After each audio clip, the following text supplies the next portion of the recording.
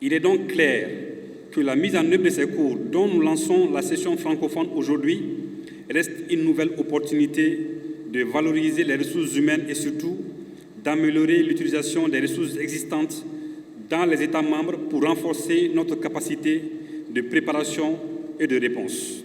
Les rideaux sont ainsi levés sur la deuxième école d'été sur les cours de Leadership One Health de la CEDEAO, préparation et réponse aux épidémies. Le lancement officiel a eu lieu le lundi 21 août 2023 à l'IRSP, l'Institut régional de santé publique à Ouidah au Bénin. Ce cours sur l'approche One Health a pour objectif global d'institutionnaliser le renforcement des ressources humaines de niveau intermédiaire et supérieur dans la prévention des pandémies au sein de la CEDEAO. Le concept One Health, encore appelé une seule santé, vise à mettre en lumière les relations entre la santé humaine, la santé animale et la santé environnementale, et à également faire le lien entre l'écologie, la médecine humaine et vétérinaire. Il se concentre principalement sur les maladies infectieuses, qu'elles se transmettent des animaux aux humains ou inversement. L'utilisation d'une approche One Health qui rassemble tous les secteurs concernés est essentielle pour faire face aux menaces sanitaires telles que le Covid-19, le virus d'Ebola et d'autres maladies et épidémies qui viendront. L'atteinte de cet objectif passe indéniablement par la formation des acteurs à tous les niveaux, par des actions collégiales et conjointes pour de meilleurs rendements pour nos populations.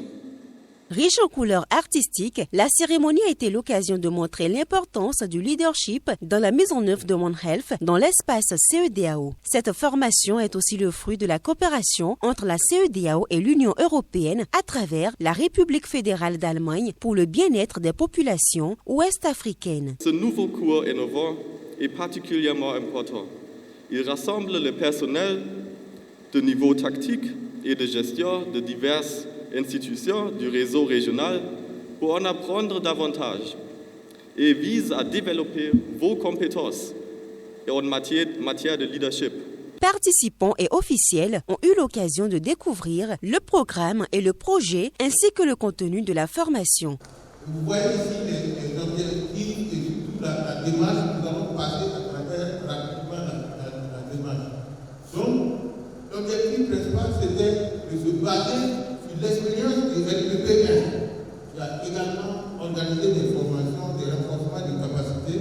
Donc, se baser sur cette expérience pour reformuler des cours qui ont plus d'ancrage dans les réalités de la CEDEAO et qui tiennent compte de l'expérience tirée de la première partie de ce programme.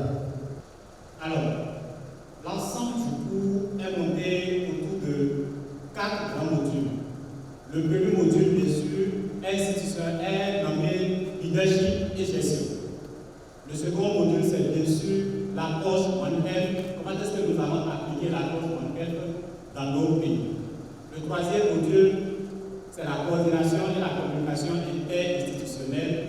Et le dernier module, c'est la communication efficace avec le public. Au total, 72 participants venus de la Côte d'Ivoire, de la Guinée-Bissau, du Burkina, du Mali, du Sénégal, du Togo et du Bénin, ainsi que l'OAS, l'Organisation ouest-africaine de la santé, prennent part à cette session francophone qui va prendre fin le vendredi 1er septembre 2023. Le programme, il faut le souligner, est mis en œuvre par la GIZ.